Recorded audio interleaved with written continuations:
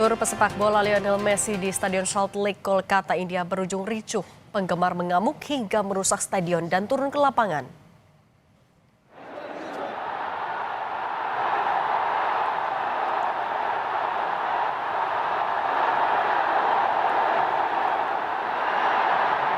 Kericuhan bermula ketika Messi yang tiba di stadion untuk menyapa penggemar dikelilingi kerumunan orang. Penggemar kecewa karena harapan untuk melihat Messi pun terhalang hingga situasi tak terkendali. Akibatnya Messi hanya berada di lapangan 20 menit di God India Tour 2025. Supporter yang marah dan merasa ditipu kemudian melempar botol ke arah lapangan dan merusak fasilitas stadion.